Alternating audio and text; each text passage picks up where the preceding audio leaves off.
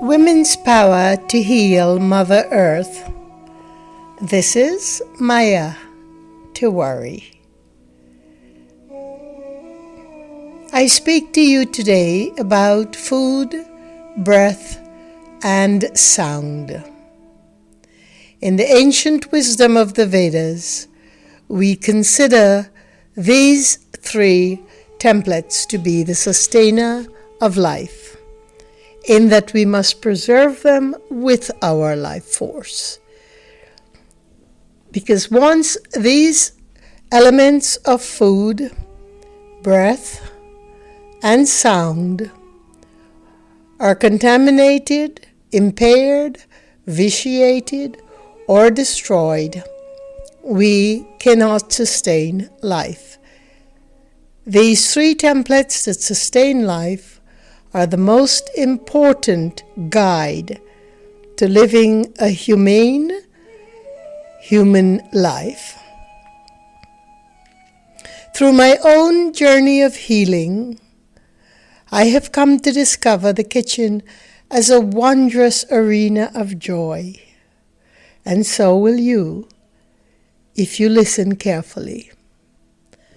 Nature's foods, with her limitless smells and sounds, taste, sights, textures, enliven every cell, tissue, and memory, because the whole platform of our vital tissues are without any discrepancy, flawlessly aligned to the tissue memory of the plant and Mother Earth's elements, and we'll talk about that in another episode. But when we reclaim our kitchen as the altar of wholeness, wholesomeness, nourishment, nutrition, when we reclaim our kitchens as the centerpiece of sanctity within our home, we then have a direct means to consciousness at any time and every time that we enter that space. The eyes become the gateway to divine light, the ears the pathway to inner harmony. The tongue imbibes a kaleidoscope of cosmic flavors. Through your sense of touch, you experience the warmth or coolness and the textures of the universe. All of these experiences have the power to bring your inner rhythms into harmony, to make serene the chaotic nuances underlying our lives today. Recalling the memory of my forebears, simple earthly kitchen in Guyana, South America. Of course, I have not duplicated the earthen walls or wood-burning stove, but anyone can outfit your kitchen with clay and wooden bowls and utensils, a wooden rolling pin and board, straw baskets, a bamboo sieve, strainer, food steamers, a few stainless steel and enamel pots and pans, a pressure cooker, large mortar and pestle or small ones. And when you do this and replace the high-consuming technological mess that our electrical equipment and appliances create, your heart will begin to feel whole again and filled with a special remembrance of your ancestors. As you put the practices, wholesome practices of food into play, you might recover your ability to become mindful of everything around you.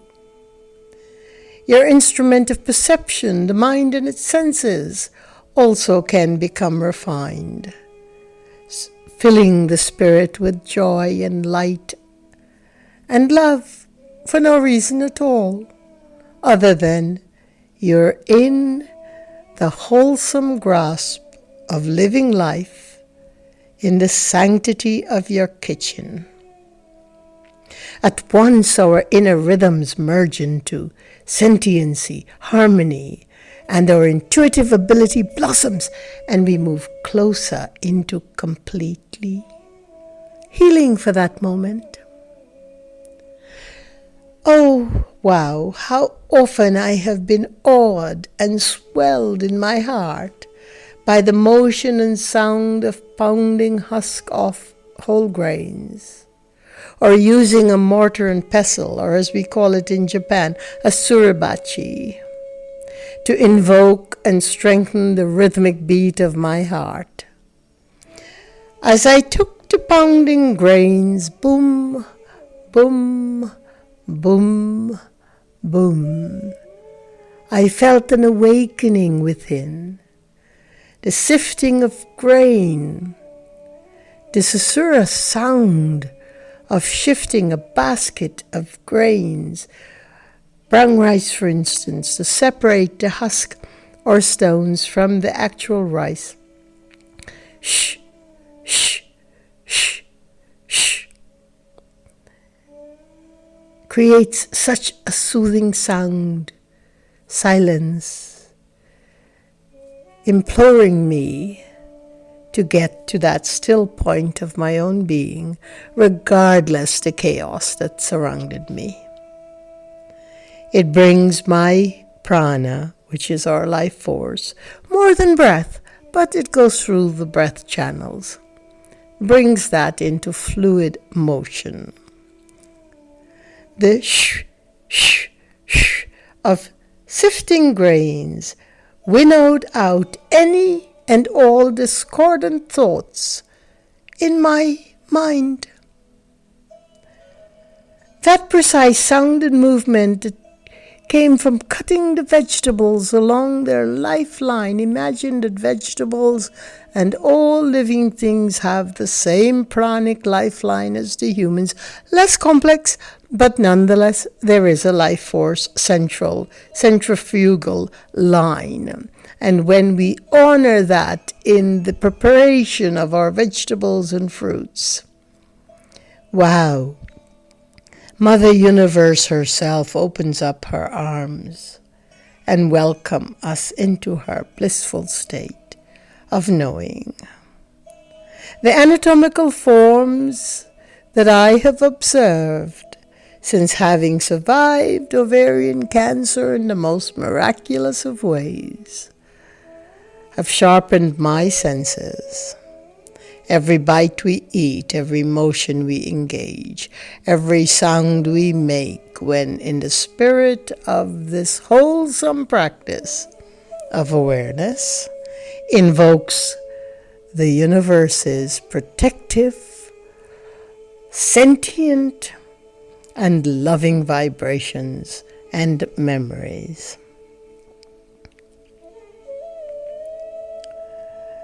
Plants bend to the tides of the season and prostrate themselves to yield their food to all creatures. Season after season they dazzle us with their beauty, bringing forth exquisite flowers, fruits, fragrances, colors, and joyous sustenance. In the winter, they retreat back to Mother Earth, to the womb of their safety, to replenish the cosmic memory of their sacred seed. And in the spring they open wide again, becoming blossoming and revealing what we cannot see within the denseness of Mother Earth. If we are to align our lives with the life of a plant and simply emulate its memory of random selfless acts of giving, we would know that the most divine action we can perform in any one sacrifice, in any one attention to the detail of living harmoniously, we would know that that sacrifice is exemplified every moment of every day by every tree and every plant and every shrub, grass, and herb. The Vedic ancients tell us that the most significant thing we can do as a human person is to take nothing from life for ourselves, but to give ourselves to life, and therefore everything comes back to us. But we never do it for that reason. Plant life is food. Annam aushadam asti. Food is medicine and plant life is food. There's no other definition for food other than plant life in the Vedas. There are exceptions. There were sacrifices made of the animals.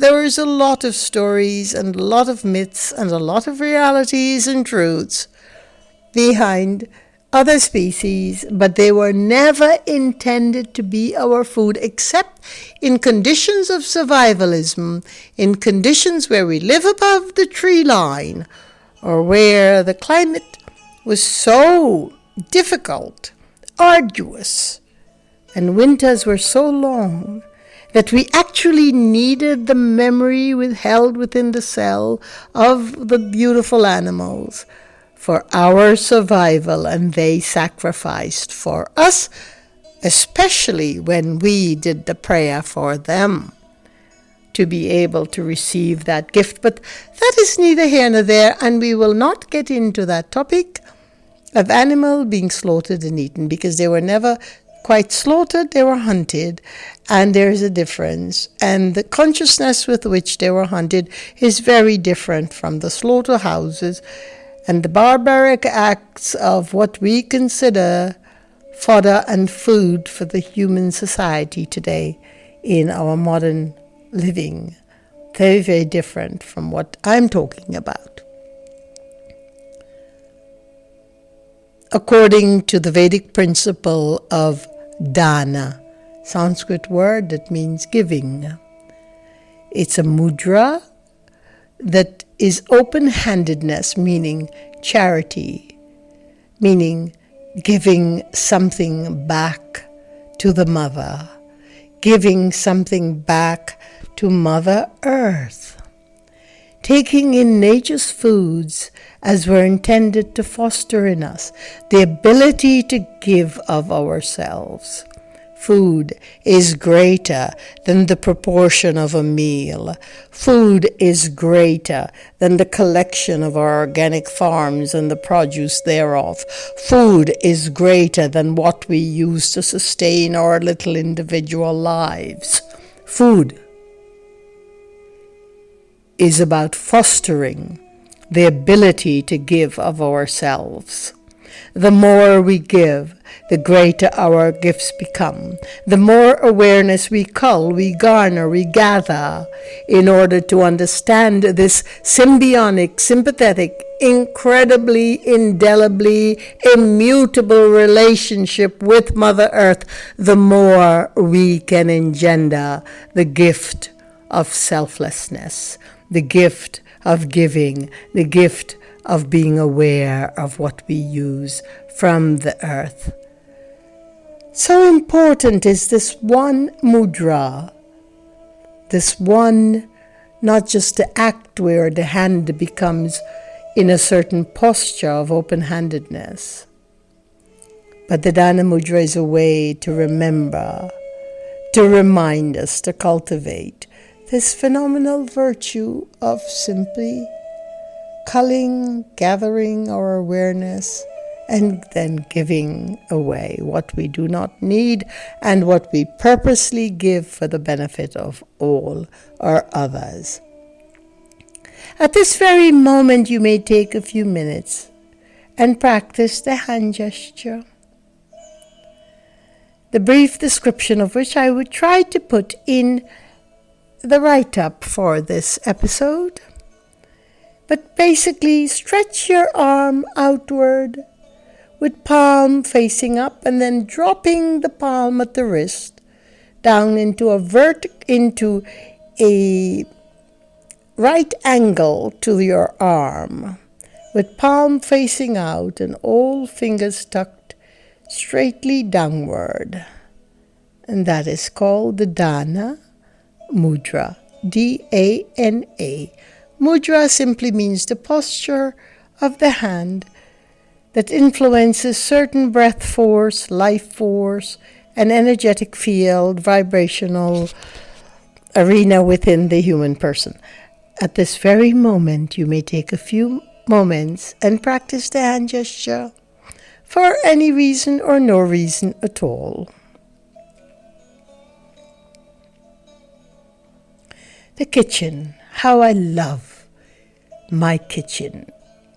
And it's at this late stage of my life, one of the few things that I call mine, my kitchen.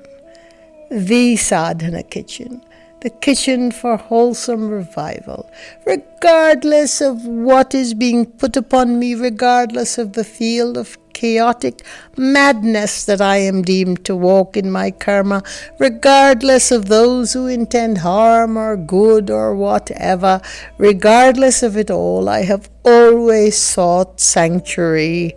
Not at the altar of my prayer, but at the altar of my sustenance, the kitchen.